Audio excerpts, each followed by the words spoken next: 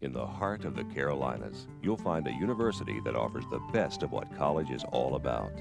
National caliber academic programs, a campus environment steeped in tradition, yet with a vision for the future, a diverse and high-achieving student body, a faculty committed to teaching, large enough to offer a variety of opportunities, and small enough to care.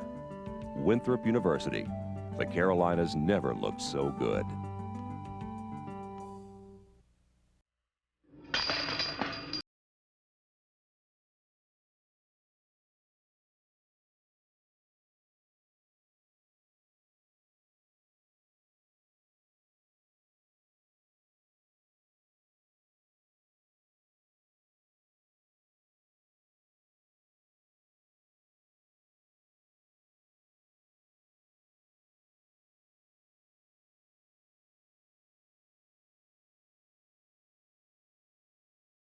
Disc Golf Championship from the Winthrop University Gold Course in Rock Hill, South Carolina.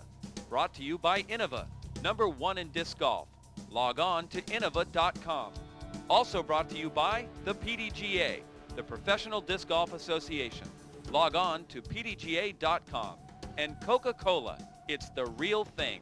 Hello everybody, I'm Bucky Worboys, joined along with former world champion Gregg Hosfeld. Gregg, going into the final round, we are poised to see some great golf.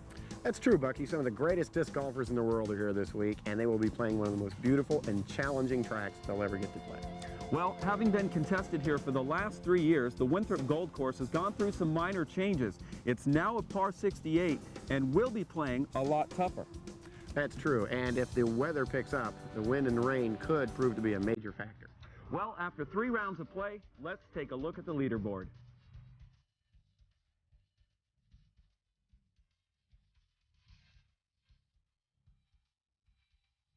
Hole number 1 is a 224-foot par 3. With the ground that slopes away from the golfer from left to right, it's a significantly difficult shot as it is a very tight fairway. Well, amidst some light rain, Barry Schultz, first up on the pad for the final round of the 2001 United States Disc Golf Championship. You can see the rain trickling down. That's been a fairly common theme throughout this tournament. Barry letting it go. Oop. Oh my! You know, I think the rain is creating a little problem with the grip. Sometimes that is a very difficult thing to overcome. You have to make sure your disc is dry before you throw. Well, not the least of which it's the first hole. It's the final round. He's been here 3 years in a row. It's a little pressure on Barry. Well, the opening hole jitters always plays a factor. Look at the determination on Kenny's face. He's been here before. Kenny with a perfect throw down the middle. Oh my, almost picked himself up. A nice little bonus one. Pretty nice start for the champ. You can see the trees just off to the right of the tee pad there that they've planted. That's to prohibit people from throwing hyzer shots. I know that they had done that for the last couple of years, but they certainly took care of that. As you see, Scott Martin, the only lefty in the group for this final round. Greg, how does this hole set up for him? Well, you can see how Kenny's shot skipped on the slope. Now, Scott's disc will be spinning the opposite direction, therefore it will react totally differently, and it will probably roll if it hits that slope. And if it skips, naturally it's going to skip away because the ground goes to the right. Correct.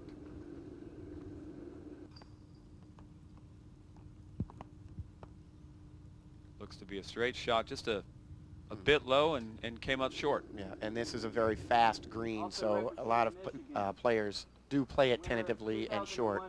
And he's got a fairly challenging 45-foot putt. Well, rounding out this group of superstars is Al Shack, Sugar Shack, as they know him on tour. And Al's been here before in the first year, as you'll remember. He was one of the finalists, and he played in some weather somewhat similar to this, but the magnitude of the rain was certainly greater. And Al putting one right down the middle, and again playing that skip angle beautifully, laying it right up next to the hole. That's got to make you feel good to be able to walk up and see your disc within 4 feet of the hole. Now, again, as I mentioned, the conditions here 2 years ago were just incredible. Kenny and Barry, having played in the final rounds for the last 3 years, Barry's got a little pressure on him. He's been in the final rounds for the last 2 years and hasn't played his best golf in that final round. Does he feel that pressure coming in, Greg? I don't think so. We spoke to Barry prior to the round, and he mentioned that his primary focus was to just stick with the game plan and not to get excited or try to pick up any unreasonable, take any unreasonable risks. Right. And I think he'll stick with that game plan. As you see him just lay up, and as I can speak as a competitor, having played this year, that on this hole, if you're not within putting distance, you don't take any chances. You put your disc up under the basket and take your 3. This is a tricky green, and this hole is one that requires some finesse. You don't want to just go out there and throw a shot hard at it, because it will bite you. Oh, and a beautiful demonstration of putting skill by Scott Martin. Excellent shot, 45 feet at least, starting off with a great birdie. Yeah, that too is going to look real good on his scorecard, and he's very happy about that. You can see the way he's trotting back. He's smiling. Now Barry to tap out for his 3. As you can see, Alan Kenny right next to the basket.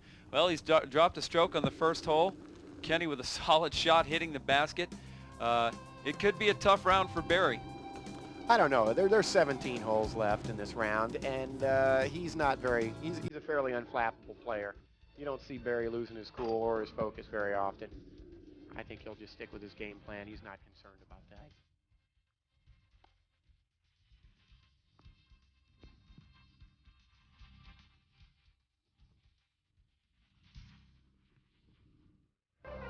It is more than sport. It is spirit.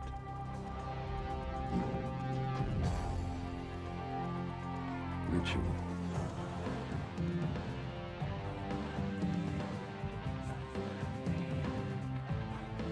Family. The Coca-Cola Racing family. Refreshed by Coke. After hole 2, let's check out the leaderboard.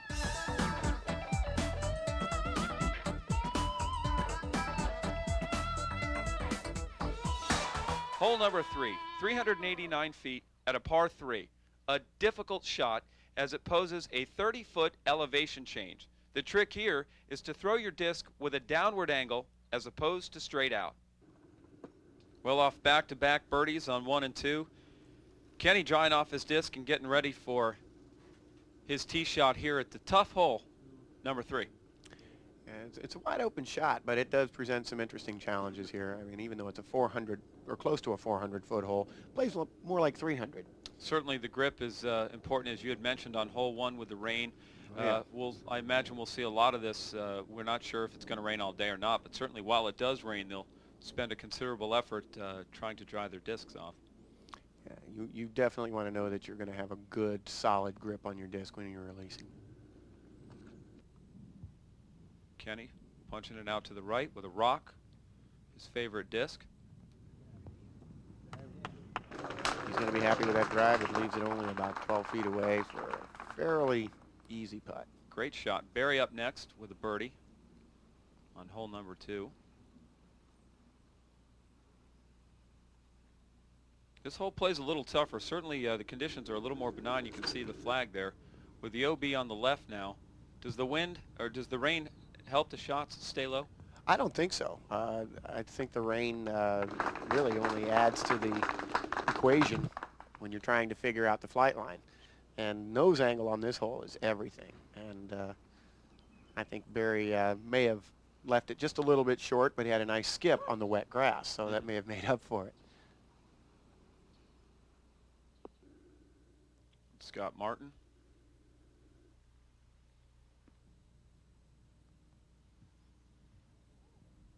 With a great shot coming up just about 5-10 feet outside the champ, looking at about 25-footer, Greg. Yeah, he's a good putter. I think he'll have no trouble knocking this one down. Here's Al Shack, one of the few full-time touring pros. Looks to have uncorked a great drive. Almost mirrored Kenny's drive exactly, just a few feet beyond him. They're all set up for a good chance for a birdie on this hole. Everybody right up on the green. 4 professional shots right there. As you see, the gallery come out to brave the weather following the lead group. And I must say that Innova, who has been the sponsor of this tournament and done an incredible job at advertising this event. Each year's increased its spectators. Yeah, they find that this course is just such a beautiful course, not only to play, but to watch from. Well, it's got to be having, as you mentioned, without being on tour, and most of these golfers that you find in these lead groups playing consistently on tour year-round find it just a blessing to come to a course like this because it's so non-traditional, if you will, as we see Barry set up for his putt for birdie. I think this course is what a lot of courses aspire to be. It's a beautifully manicured course. And a perfect putt. You can see the flag there with no wind. Barry cans that 30-footer. That's a strong putt. And he's calling, it looks like Scott Martin out. So with Barry coming out of the blocks with a par and back-to-back birdies.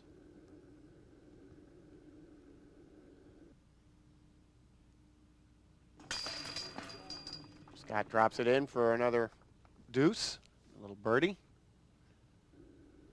Al up.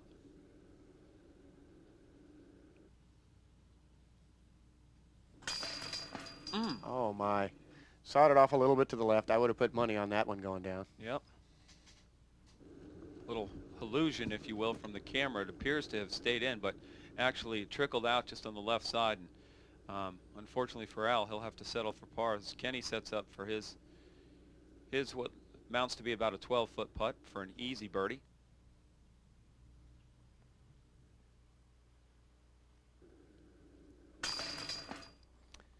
And there you have it. Kenny just starting off smoking. Out of the blocks with 3 straight birdies as we watch Al tap out for his par. Well, Barry with back-to-back birdies. Let's look at the leaderboard after the 3rd hole.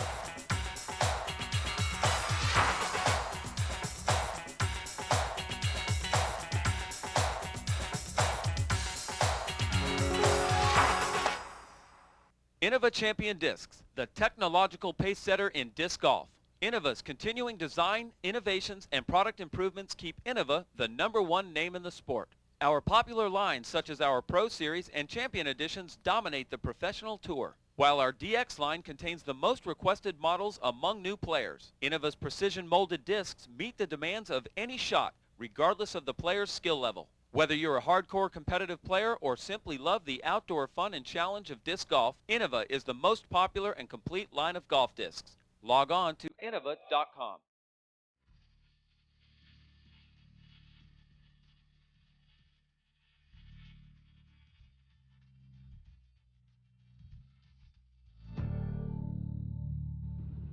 Well, Gregg, Kenny with 4 birdies in a row, Barry 3 birdies in a row.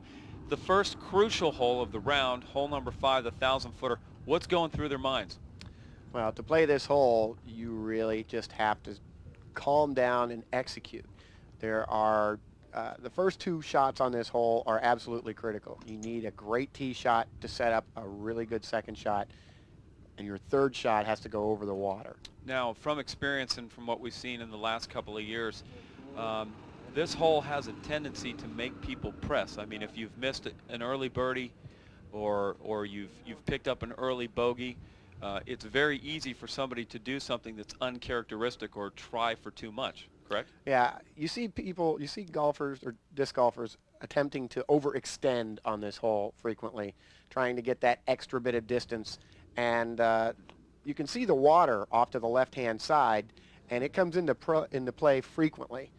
Here you see Kenny's drive coming right down the middle of the fairway, and it skipped into the water. There you can see the danger on this hole. Yeah, and you can see he's not happy with that. Probably, I would imagine that the rain, again, we talked so much today about the grip and how much the rain affects it. That looked to have gotten a little high and got away from Kenny, and certainly the wet ground didn't help that. No, I think the wet ground certainly enabled the disc to skip into the water. As you can see from the flag there, the wind is up a bit. Now, Barry definitely took a line further to the right, playing it much safer and getting a very good, strong shot on it as well. Absolutely textbook right down the fairway.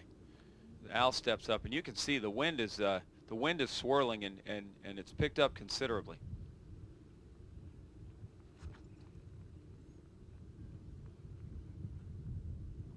Al with looks to be a good shot.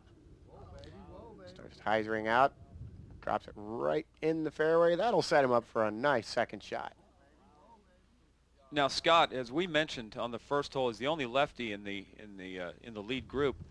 Does this hole set up any better for a lefty than a right-hander? I'm thinking it does, because if you look at the end of the flight, generally speaking, it's going to pull itself away from the water, and that is a bit of a comfort to know. Now, as I had mentioned, it's 1,023 feet. You've got OB on the left with the water. You've got OB on the right, not only with the trees, but with the road as well. And again, it's 1,000 feet. There's been a lot of debate. Which is the key shot here? Is it the tee shot, or is it the second shot, which sets you up for your third shot? Well, if you make a bad first shot, provided you don't go out of bounds, you might be able to make up for it on your second shot. I think your second shot is going to be a little more crucial, because that is the shot that has to put you in position to get over the water onto the green. Right. Now, as we see Scott sit up here, I know that it's a par 5, but I've talked to most of these guys in the lead group, and their feeling is that they need to get the birdie here, that this hole can be birdied. Oh, it is a very birdieable hole, but it is also a very bogeyable hole. And there are a lot of choices to make out here. And then you have to back them up. Well, and as we saw from Kenny, going OB on his first shot makes it that much more difficult. Most assuredly. Al, having been in perfect position, throws his second shot about 350 feet and perfectly in the center of the fairway. You want to play this hole one shot at a time. Now you see Climo winding up way right, making certain that he doesn't flirt with that water in the least. Sure. And as it hyzers back, puts him right in the center of the fairway, again about 350. They're all pretty much going for the exact same landing area, aren't they? Oh, yeah. They're trying to just set up a nice 280-foot shot to the green. But they will have to travel over the water, so they want to make sure that they decrease the amount of distance they have to travel over that water. Sure, as we see Barry with his second shot, keeping a good sharp eye on it. Now, everybody having been safely in the center of the fairway, Scott with his third shot. And he plays it with a little too much angle. I think he was going a little safer there. A lefty has to play over the water a little bit more to get it to drop in on the green. Some considerable distance from the basket. Now with his third. Bringing it out wide. And a beautiful up shot. That's going to just be a nice putt. Kenny just a few feet inside of him. Looks to be a bit high. And it lifts. Oh, ooh, that's not going to make the champ very happy. Fortunately for him, he did hit the ground, so he gets the distance. As we see Barry setting up for his third shot. He's going wide. It looks like he's going over the trees. Taking a big out and around. Now, Greg, did he take that shot that safe because he saw Kenny throw a second shot out of bounds? Well, it could be. I think it looked as if Kenny caught a draft or a lift, and that pushed him all the way to the OB line. So you see Scott just kind of laying up, bit of a headwind. Kenny with his 1 meter. This is a crucial putt for him. Oh. Boy, he really needed that putt. Tailwind putt, and it looked to be good. Just got a bit of a roll away. And about 15 feet. Just barely creeping over for his 7. So now Al Shack lines up his putt after a great upshot.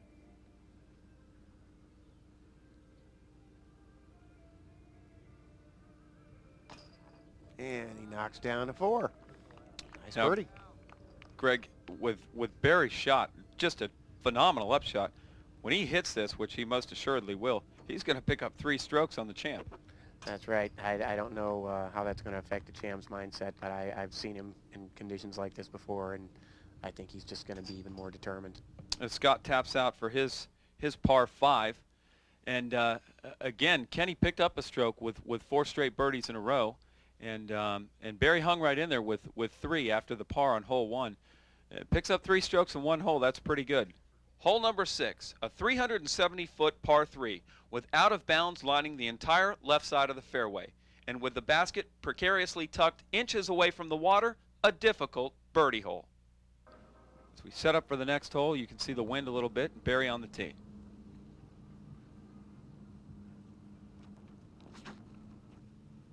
Right down the middle. And he's going to get a little skip off of this. Oh! Oh my, is that in the water? Barry looking for the signs. And I would have to guess that that's in the water, because that seemed to come out a little left on Barry. Yeah, he seemed sort of disappointed. Typically he plays that down the tree line, as we see Al set up. Now, throwing a straight shot. It looked like he intended to put a little more left. Oh, he got a nice slide out of that grass. Still, that's going to be a difficult putt, knowing that he's pinned high and about 50 feet wide. That's just a treacherous putt from there. That particular putt is one of the most difficult to stare down in the entire course. Scott Martin steps up. Certainly a hole that does not favor a lefty. Very, very few people can get a disc to turn over at the end of their flight. That takes some special skills. Now, Scott caught a little bit of the trees there, and that looked to have helped his disc drop straight down. I think he would have actually ended up fading away from the hole, so that did him a little favor. Kenny playing it wide right. He caught a little tree Absolutely at the end, perfect shot. Just a few gonna... feet from the basket. Well, Barry just picks up 3 strokes and looks to have thrown it in the water, and Kenny parked right there. We'll have to see how this shakes down. Yeah, so far the stroke swings have been pretty impressive, making for some interesting golf.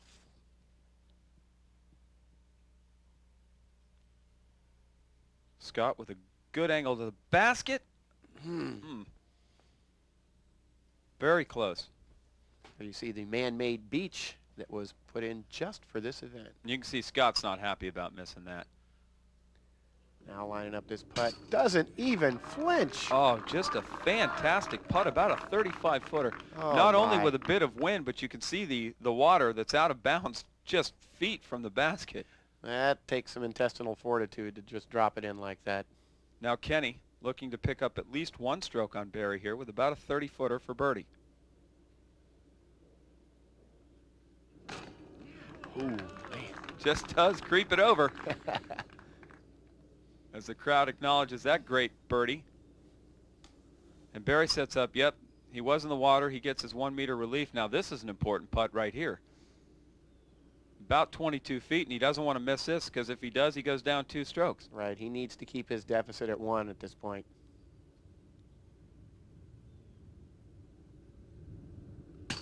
Well, he makes that. Right in the heart of the chains. Only loses 1. So Kenny comes right back with a 7 and follows that up with a birdie on a very, very tough hole, as we see Scott set up to putt out for his par.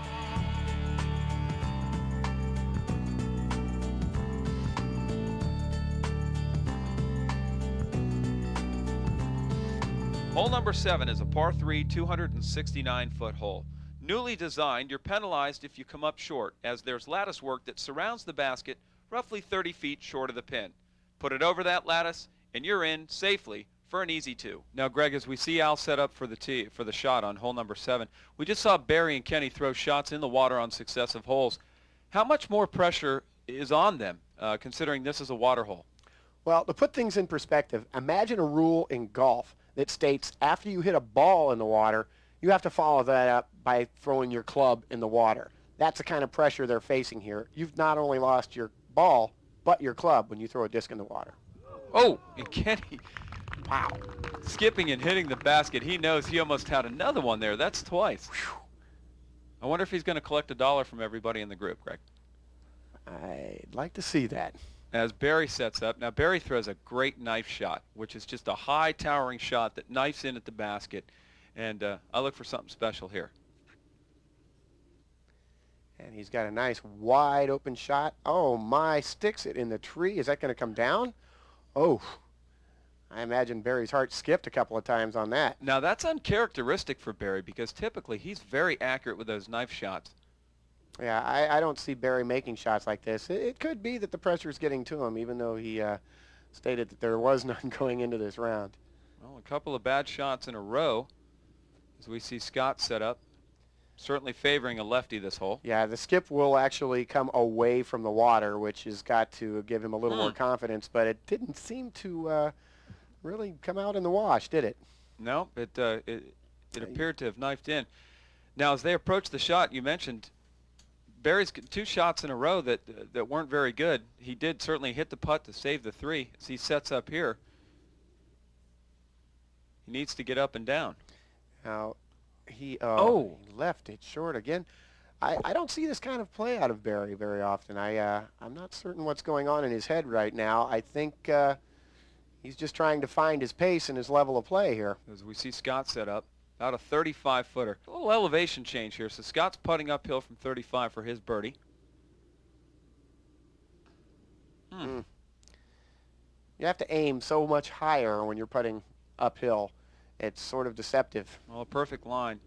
Now, Al, you liken this. This hole caused a lot of controversy during the week. Some people said it wasn't a good hole. Some people said that it was. And I mean, basically, the lattice work acts as kind of like a sand trap. Yeah, it does. And it's a man-made object, and a lot of players prefer to see just natural objects in the middle of a fairway. Now, as you see, it obviously came into play with Al's putt there, coming up just a bit short. Definitely. And it's a hard shot to put it over a fence and then get it to come back down. You have to fluff that. Now, as you can see the flag, the wind conditions are changing. Not only are the wind conditions changing, but you see the umbrellas have been put away. The rain has stopped.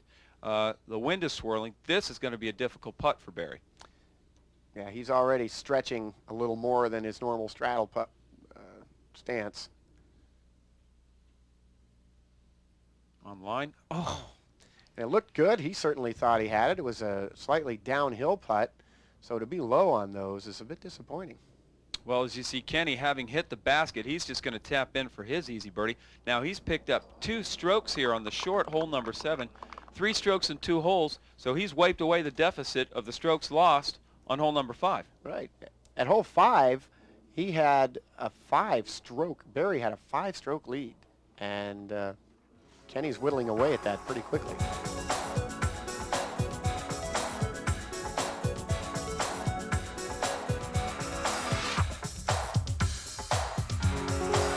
Well, back-to-back birdies, and Barry with a bogey on the last hole, Greg. Kenny's pulled back within 2. Well, these boys are definitely making it a match. Now, moving on to hole number 8. This is a difficult hole, just shy of 600 feet. The tee shot is absolutely crucial. So you can see him wiping off the disc here, but the conditions, as we mentioned before, have changed, and the wind swirling through this hole makes it that much more difficult. And this particular area of the hole, it's fairly guarded by these large sentinel trees. So they're not going to get the big wind in here. It really starts to funnel down near the end of the hole. Kenny with just an excellent tee shot. A couple of options here. You can go up the middle or you can take the flex shot, but it's important that you get past, as you mentioned, that grouping of trees. You must get through them in order to give yourself a good chance to get either birdie or par. Right. This hole offers a lot of options, but you really have to execute whatever option you choose. And Al with an absolutely textbook shot right up the middle. Right up the gut. See how a lefty plays this hole. Scott, large in stature, but just a consistent and very smooth golfer. Scott is one of the few people, one of the top players, that actually has a little skip. See that skip right there? On the tee pad. Off the drive. Scott with a hyzer at the end. Sets up nicely for his next shot because this hole sets up real nice for a left-handed approach shot. Oh, yeah, he's going to have a nice mid-range shot that's just going to be able to fall right into the left-to-right shot. A little pressure on Barry here for this tee shot. Didn't seem to show it there, did he? No, he certainly didn't, and uncorks a great shot. He knows it. Now, if you'll recall, a couple of years ago, amidst some just incredible rain, Greg, Kenny with a little difficulty off the tee here. It took him a couple of throws to get better than 300 feet, but the conditions are certainly a lot better right now. Yeah, those trees were haunting him that year. we see him set up for his upshot here. About 280 feet. Again, he's just in a perfect position, and he's looking to put a shot close enough to get that birdie, right? Getting a good, clean shot down this tube is crucial. It's coming in with a little hyzer, but he misses the tree. Oh, and he actually overshoots the hole. Leaving himself with about 35 feet. That's a good shot. As you can see, how it narrows, and there's out of bounds on the left side, and there's actually a mando on this hole that you can see just to the right, where you have to play, players have to play to the left of that tree, and it makes it that much more difficult for a right-handed player because the ground again slopes away from you. Oh, and Al, sounds like he hit the flagpole. I think he did. There's a ball field up at the top of the hill, and that ball field is out of bounds, that whole fence area up there. So that's just one more difficulty to this hole. And Barry, with a textbook tee shot, shouldn't have much difficulty with this. The wind doesn't seem to be affecting the upshots very much. They're getting a little kind break from the wind right now. Well, that seems to come off a little early. I think he might have expected a little more wind coming through that tube to sort of nudge the disc over a little. You can see the flag. There's no movement on the flag. I don't know if that just didn't come out a little soft from him, but he's left himself some work with a considerably long birdie putt. You know, I've seen this course do some amazing things to players' psyches, and one of the things I've seen it do more than anything is they start playing very carefully. As Scott with the best tee shot of the group, and again the hole setting up great for left-handers on the approach, puts it within just a couple of feet for a certain birdie. And now you see how the lefty spin works on the slope with the opposite direction. He popped it right up there with a nice little skip angle. Well, I'll tell you what, not knowing what's going to happen, but Kenny hits this, and Barry's left himself some work, and Kenny could pull within one and really put the pressure on, as Al's left himself with a lot of work here.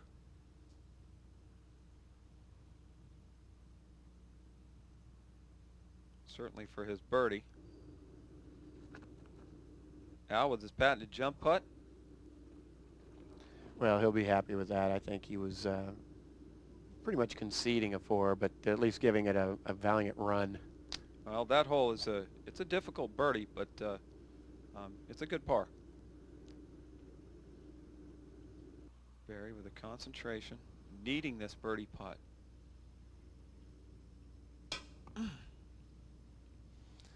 Another slight uphill putt, but that really shouldn't have had too much of an effect on his putt. Well, now Kenny, as I mentioned, he's got a chance to pull within one. And this is well within his range.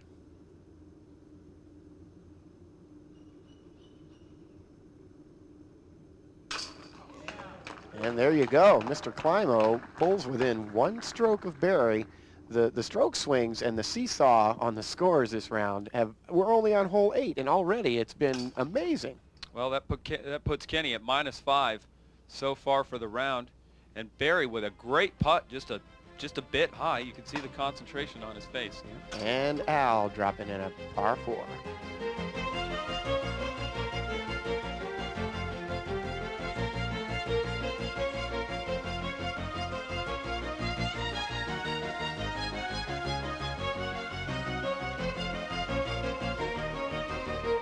With a great showing at this year's Worlds and a win at the World Games, Barry Schultz has been playing like a true champion. Let's take a look at some of Barry's play earlier in the week.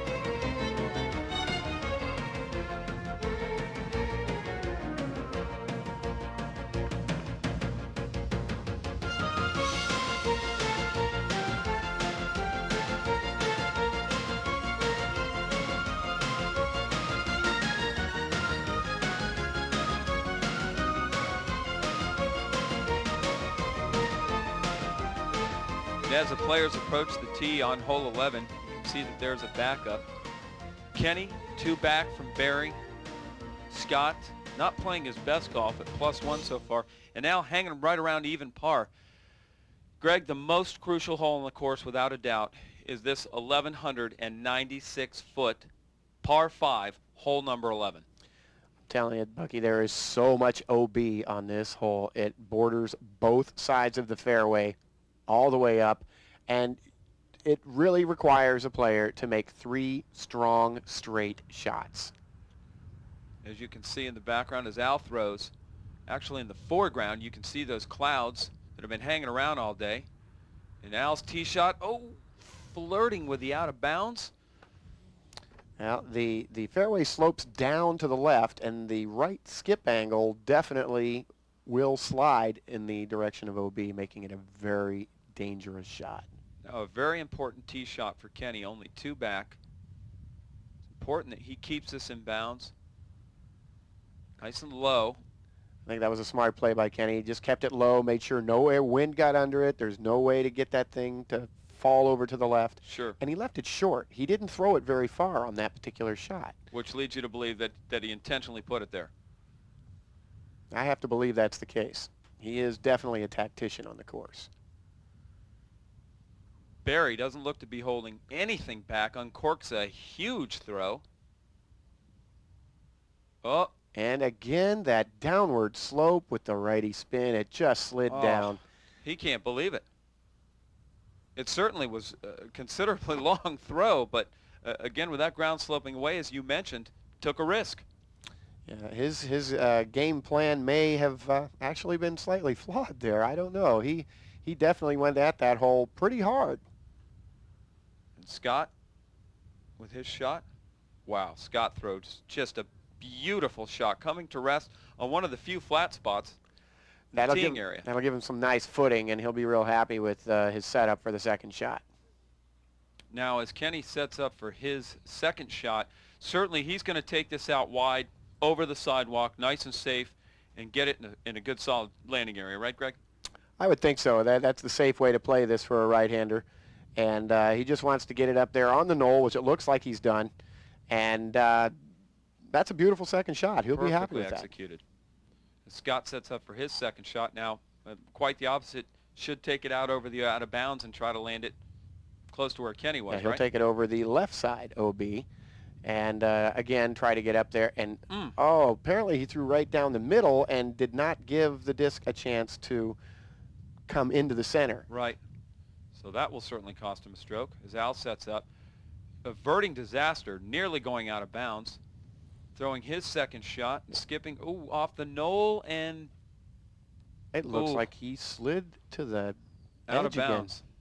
Again. Well, Gregg, we've seen Kenny throw his second shot perfectly in bounds. Barry OB on his first shot. You can see the wind is picked up. How much pressure on him is on him right now to put this shot in bounds?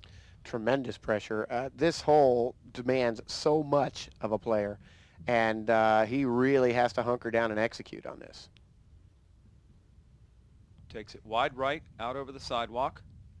Nice and low so the wind doesn't affect it, and well executed. Perfect shot. Yeah, he definitely got it. He got it right. That was an important shot for Barry. Now as the gallery approaches, I believe Scott's going to be up next. Scott throwing his second shot out of bounds, or actually Kenny. Kenny up next. And he's going to take his time on this. He knows that he's got a chance to if they execute shot for shot on this, that Kenny's picked up at least another stroke here. So important and a lot of focus in the champ right here. Again, he's going to bring it out over the sidewalk and skip it back in. Got a nice action on his skip, bringing him right into the very end of the fairway. He's liking his chances for a birdie on this. Kenny over there checking it out and happy with the results there. Now as we move on to Al, taking his 1 meter relief and throwing his fourth shot, having found out of bounds after his second throw. Again, taking it off to the right. He gets a good skip angle, brings him right to the center of the fairway, which is what you want to do on this hole. Now, it'll get much like hole 5, as we had mentioned. These golfers are picking a spot in which to land, correct? Most assuredly. This, among above almost all other holes on the course, placement on your throws is crucial. Because it's a matter on the hole this long. You pick your chances. If you're in a specific spot, if a lot of these good golfers find a spot on the course and they say, if I'm here, I can do this. Is that kind of how it works? Oh, most definitely. You have to really know what you're capable of when it comes to a hole like this. And, you know, Barry's making a run at a nice, smooth shot down to the end of the fairway. And it looks like he executed that beautifully. Now, Kenny has placed a shot right near the end. He's got a real nice, smooth, easy shot at the green. But you'll notice there is some rope down at the end there. Right. And that's no man's land. Now, and you can see the flag moving, but knowing that he's got a chance to pick up a stroke on Barry. And that's a textbook shot. Plays it right into the face of the green. And now we see Al set up for his 6th shot from about 220 feet. Oh! Oh, my! Unbelievable. Did you see the slight little rise there at the end? And he's just elated. Oh, there's a clip for Sports Center. 220 feet, certainly the shot of the day. Wow, running to get that out of the basket. What a great shot on a huge hole. And the gallery loved that. Incredible. As we see Scott set up, go through his motions. It's a crucial upshot here. The wind is picked up. It's important that he get up and down from right here. You can see that flag moving. Much like Al's shot, didn't get a riser, but you see the golfers keep it low into the headwind. And Barry lining up his 5th shot. Playing over the double ropes there. Nice, easy shot. He'll walk out of there with a 6. As Kenny sets up for his par putt.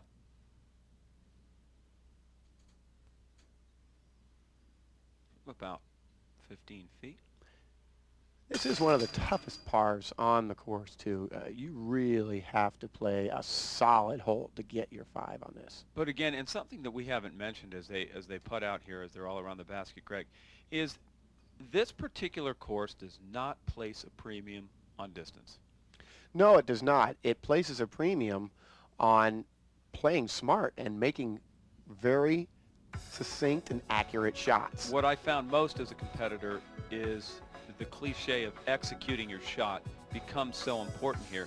And again, there are maybe 1 or 2 shots throughout the course of a round where distance will help you, but overall, it's a matter of executing your Well, shot. distance can be a mixed blessing on this course. It can help you out, but at the same time, it can hurt you badly.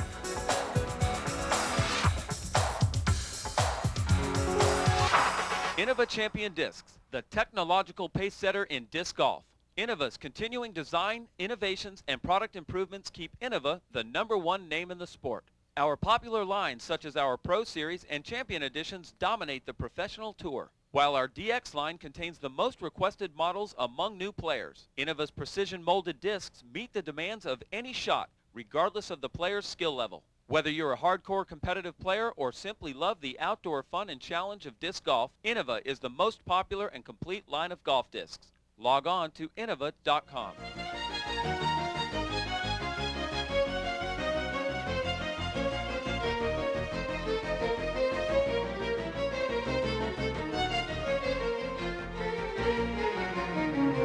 Now, Greg, as Barry sits on the tee here and ponders his round, last year we know as he stepped up to the pad, he turned one over, threw it out of bounds, and then followed it up with a perfect 2nd shot, actually with an OB stroke, a 3rd shot, putting it feet from the basket.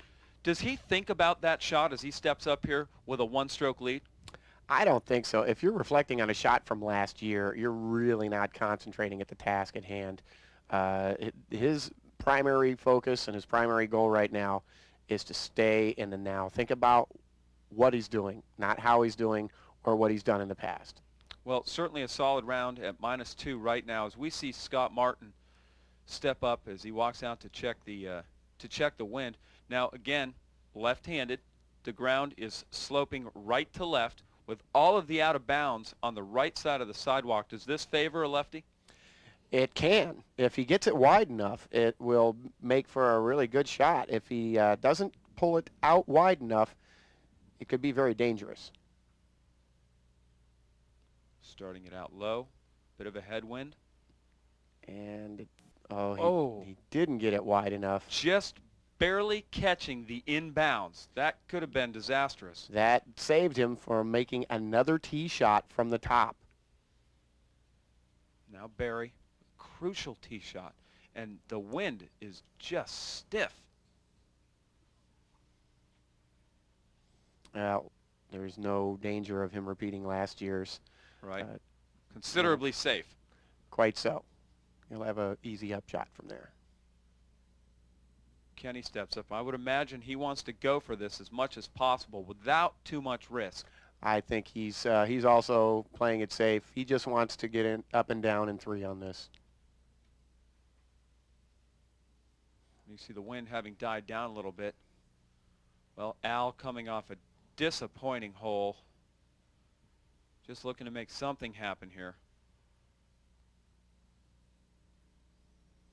He's throwing a pretty flat shot, but it flexes hard, and it too will be a nice safe shot, dead in the middle. They'll all be looking at going for a 3. Now Scott, of course, will be taking his next shot from just 1 meter in.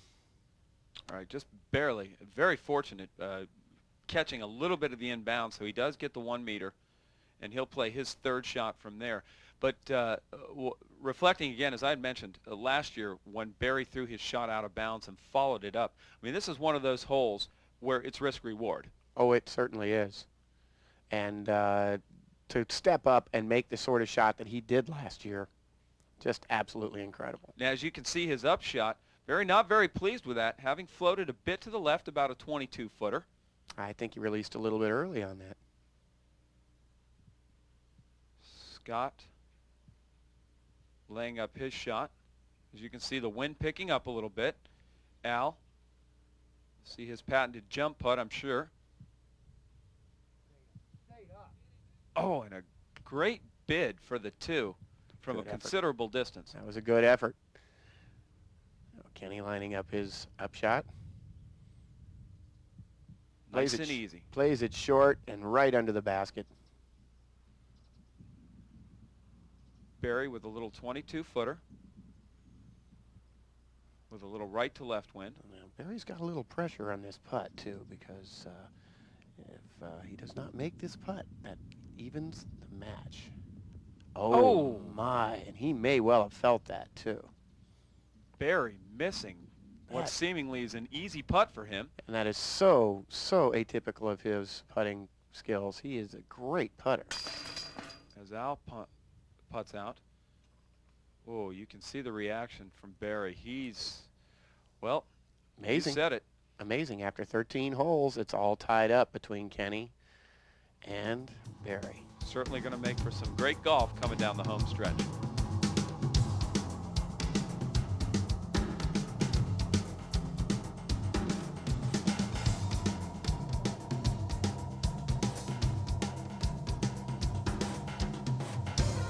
It is more than sport. It is spirit.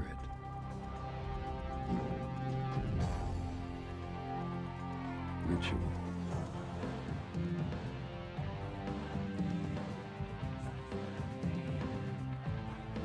Family. The Coca-Cola Racing family. Refreshed by Coke. Coming into the controversial hole number 14, Kenny and Barry being tied, Kenny stepped up to the tee and missed the controversial Mando. Kenny, stepping up to the drop zone for his 3rd shot, made a tactical error and went out of bounds, subsequently carding a 7 to Barry's 4. Let's check out the leaderboard after hole 14.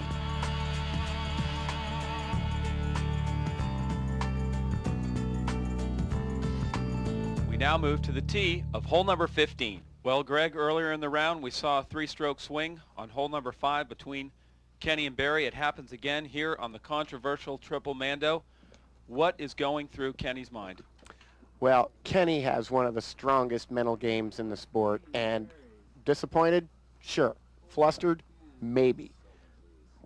I don't think that there's any way that he's going to let that stop his push, though. Certainly not something that's insurmountable for the champ, but the way Barry's been playing today, he's been playing incredibly well. It's going to be a tough task for him to overcome. Oh, it won't be easy, but Kenny really makes things happen out there, and I wouldn't be surprised if there's some serious pressure right up to the end. As we see Al step up and throw his shot. Coming up considerably short of the basket. Now Barry lining up his shot. He's got to be feeling good after that swing. Should be nice and relaxed on this shot. Oh, and it doesn't look as if he was... Oh, my. That could have proven to be very dangerous. He caught a little limb at the end, and it might have gone out of bounds if it hadn't hit it. Wow, that's unexpected from him, with knowing that he just picked up 3 strokes. Yeah, I wouldn't have expected that. Now Scott sets up a hole that again sets up very nicely for a left-handed player. Scott playing it out fairly low, not getting it up too high in the wind, looking for a skip. And the grass is pretty thick down there. It isn't allowing for any action once it hits the ground. Now Kenny stepping up fairly quickly, throwing a great turnover shot. Got a lot of power on that, and he got it over pin high. He got it beyond the pin. All the way down to the basket, flirting with the out of bounds, but he's going to have a shot to pick up at least 1 stroke here. Yeah, he will have a putt. Now Barry has an opportunity here, but I think he's just going to lay up and concede this stroke. Well, that's provided that Kenny makes it still. I mean, for him to lay up and take an easy 3, the pressure again is squarely on Kenny to make his birdie. That's a great upshot considering the pressure.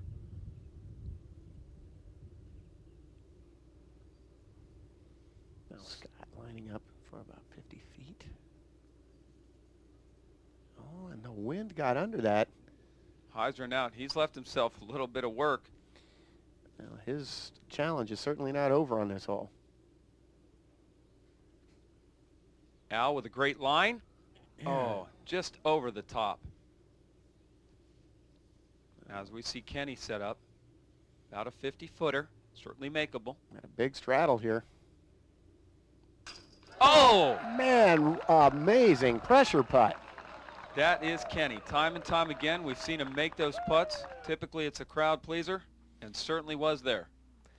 I'll tell you, that guy really makes things happen on the course. And Al safely in for his par. Well, gets a stroke back. And Barry in for his par. Well, wow, shaping up to be a battle down the stretch. He gets a stroke right back with a tough 50-foot straddle putt. Barry knows that his work day's not over. He's played a great round of golf, but he's still got a little bit work to do to close the deal. Yes, he does.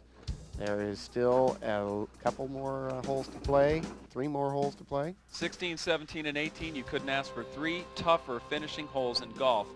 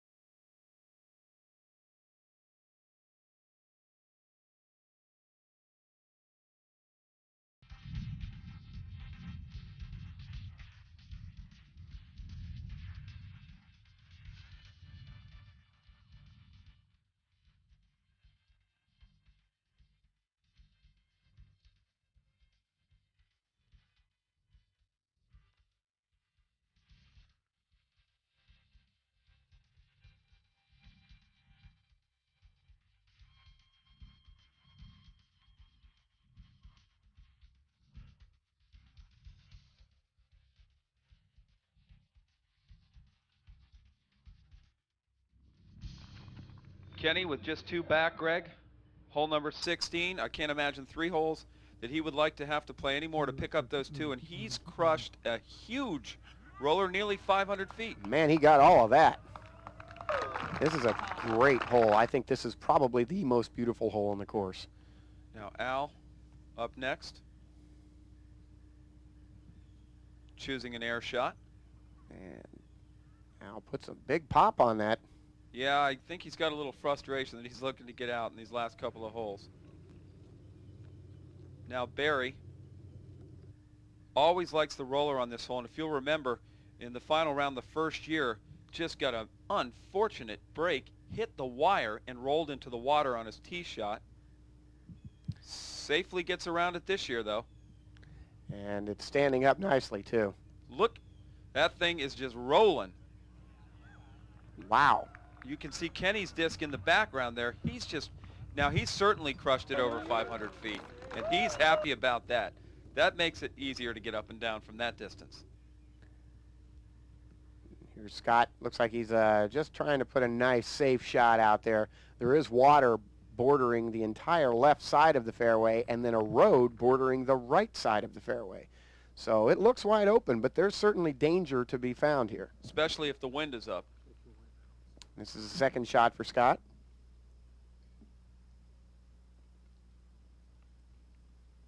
And he's going to use a high-tech disc for an upshot that isn't that far, but I think he wants something that's going to spike right down at it.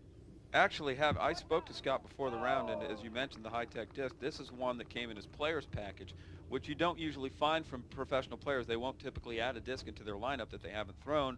Scott obviously felt comfortable with doing that.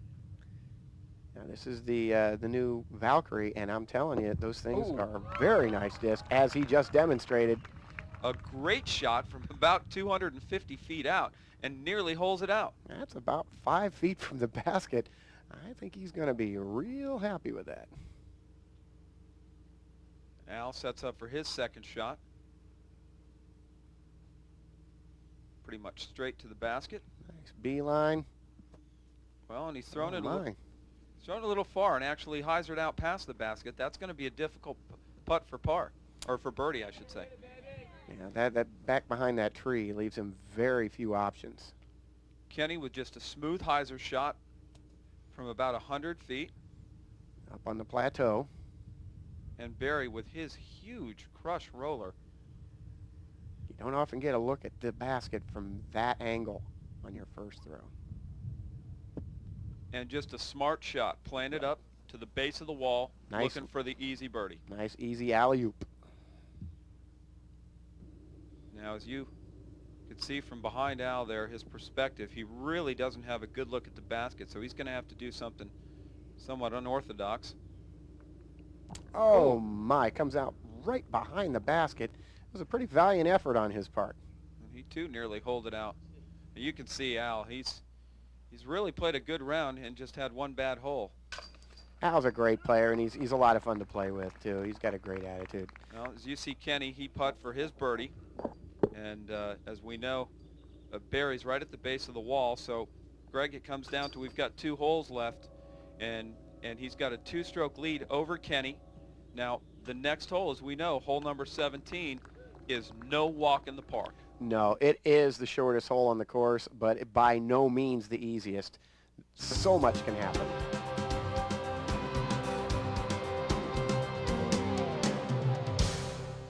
Kenny on the tee pad, still having the honors from hole number 15, with a crucial tee shot here, Gregg. Yeah, Kenny's throwing a big spike hyzer. He wants this thing to just dig right in as soon as it hits. And it does that. Does a little roll. Well executed, about a 22-footer. Knows he's got to get the birdie here to have any chance. And Barry sees that he's in there on that green area. Absolutely wants to put it right in there. Some serious pressure on this shot. Also a big spike. Oh my goodness. Nearly holing it out. And he's extremely happy with that, knowing that he's done all he can do. Showing great control under pressure. Scott Martin going with the Valkyrie again. Take this out over the water in a left-hander.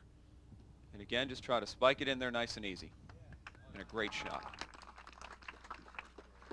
That's why these guys are in the final group. Al Shack plays it a little different than everybody else. Goes straight at it with a skip and out of bounds. Oh, my. And Al, for his third shot, again playing it straight down the middle and safely in. As we see Kenny set up for his crucial birdie putt.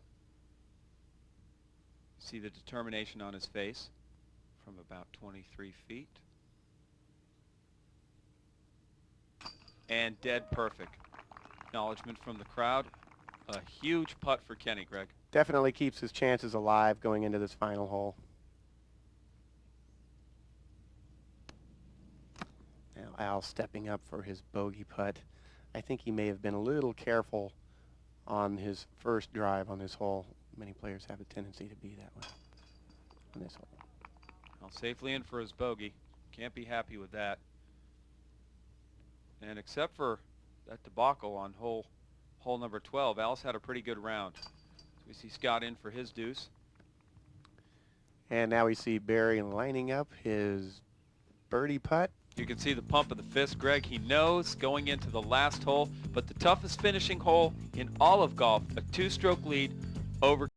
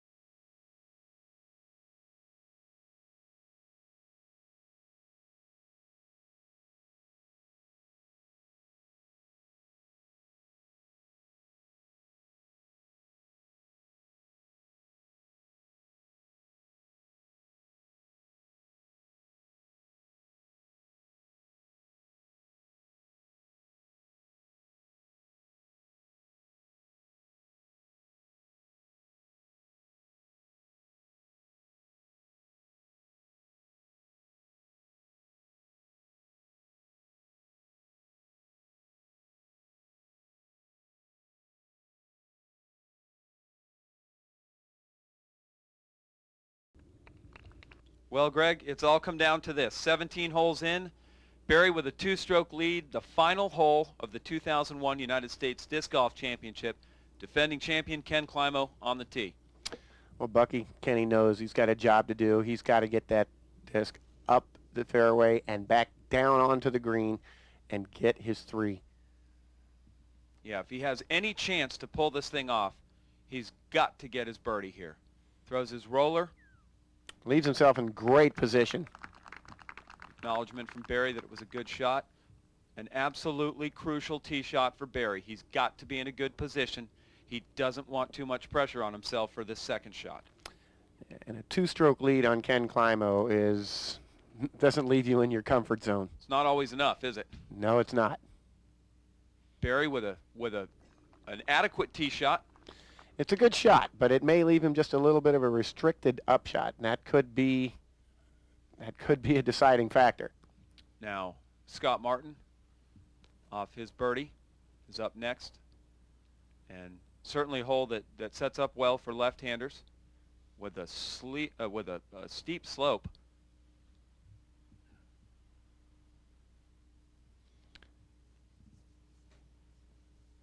It's up onto the fairway. He's going to have a nice line at the green from there. One of the tougher second shots, though, for left-handed players as the ground slopes away from them right to left. Yeah, his challenge is certainly not over on this hole. And Al's put out a great shot. Nice big high turnover shot. Oh, a big soaring shot that put him way up on the front of the fairway. He'll be liking that. Well, as we said, Kenny, the defending champion, two-time U.S. Open or United States Disc Golf champion, and Barry played very, very well today. And after having not played so well in the last 2 years, it's just great to see. He's an absolutely great golfer and probably the best demeanor on the course. Easily. He definitely keeps a very steady and level head. And here's Al with a good-looking shot. Comes around the corner and skips Whoa. right up there. Almost knocked it in. Well, Kenny feeling the pressure on this. He's got to be feeling the pressure. Got to put it close. He needs this shot. This could be the most important shot of the tournament for Ken. He puts it around the corner. It's a little bit long. Safe as they approach the next shot. I've mentioned in the last couple of years, I don't think I gave Barry enough credit as he sets up for what is his crucial second shot. Barry is absolutely one of the smoothest golfers out there and deceivingly powerful. Yeah, you don't really get a feel for the kind of power that he can generate in his throw. Whoa. Oh. A big amount of action on that shot. Now, Barry's not exactly sure where he's landed. I'll tell you what, Greg, that looks like it may have found OB at the bottom of the hill. Well, it looked as if it skipped twice, and it may have skipped off the bricks that line the back edge of that green. Look at these upshots. Scott Martin with just a beautiful upshot. That is an incredibly difficult shot for a lefty to make. That shows the kind of finesse these players have. And now we see Barry at the bottom of the hill. The spotters found his disc. He's not made it out of bounds, but Greg, he could not have put himself in a worse spot. I'm telling you, he is in jail right now, searching for some kind of an alley out of there. A difficult shot to execute. He's in there lining it up and takes a quick stab. Got out of there fairly quick, and he looks to have put it right next to the basket. Well, he was wiping his brow. I think that was a big relief for him. It looks as if he's put it right up there. Well, I'll tell you, he's happy about that shot. You can see the look, and he knew that he averted disaster there, because if Kenny makes his birdie putt, anything could have happened there. It could have easily been his undoing. As he waits for Kenny to putt. Thoughts going through his mind. Kenny making his birdie putt. Well, Barry knows now that he is the 2001 United States Disc Golf champion. Well, he has just a little drop in here, but it is almost a done deal. Scott and Al putting out. And as we said at the start of the round, there's been only 2 people that have made it to all 3 finals in the United States Disc Golf Championship final round. That's Ken Climo, who's won it twice. And Barry Schultz, as he taps in, he is your 2001 United States Disc Golf Championship, and it couldn't have happened to a nicer person. I'm telling you, Barry has had a wonderful year. Again, in the World Games, he came home with the gold. very excited to hear that Barry was able to come up and follow that up here. Numerous Super Tour wins. Barry has paid his dues. It's just a testimony to the fact that he is one of the top golfers in the game, and it's just a pleasure to see him take home the trophy this weekend. It's obvious he works hard for his. And his reward, Greg, the richest payoff in disc golf history, taking home an incredible $8,800. With bookends of 58 on Thursday and Friday, followed that up by a 64 on Saturday afternoon. Going into the final round, only Barry Schultz and Ken Climo had been in the lead group in the final round for all two previous events. Barry, you didn't fare very well in the last 2 years, but today, a little bit of redemption? Yeah, I struggled at times out there, but Ken and I went back and forth, almost like a boxing match. You know, one would get a couple strokes, and then the next couple holes, the other guy would get a couple more strokes. It was tension-filled out there. The crowd was nice, but this time I came out on top, and it feels great. Talk to me about hole 15, or hole 14, excuse me, the Coliseum hole, which is a 430 feet downhill. Your upshot, you appeared to think that it was going to go out of bounds safely. It landed inbounds. You had about a 23-foot putt that you didn't make. Tell us about that putt. I was in that neighborhood, and I'm playing that hole for a 3. I wasn't trying to put that upshot in or anything. It just kind of exploded out of my hand a little bit on the upshot. I was happy to be within that close, a downhill putt with the wind at the back. I felt good, but at that time, I kind of let some things distract me a little bit, and I thought about backing off and doing my routine again and starting over, but I said, no, I can make this as a short putt, and I ended up not making it. But it all ended up okay. So now, when Kenny missed the Mando on the pivotal hole number 14 and then went for it on his second shot, did that surprise you? I really couldn't tell if he was going for it or not, because it wasn't really all that close for making it over the parking lot. Yesterday he did kind of the same thing where he played kind of in between, not really a layup and not really a go for it. So I was surprised, but at the same time I really couldn't tell if he was laying it up or not. Well, with a couple of course record 58s on Thursday and Friday, he takes home a 65 today, but more importantly, the largest purse ever at a disc golf tournament. Barry, congratulations, $8,000. Thank you, Bucky. That'll help for next year's traveling. Well, Greg, we've been treated to a week of just some tremendous golf. There's been no play better than that of the 2001 United States disc golf champion, Barry Schultz. He's a great player. Absolutely awesome the entire week. Larry Leonard firing an incredible 62 as we take a look at the final standings in the final round, bumping up to third place. You see Scott Martin there.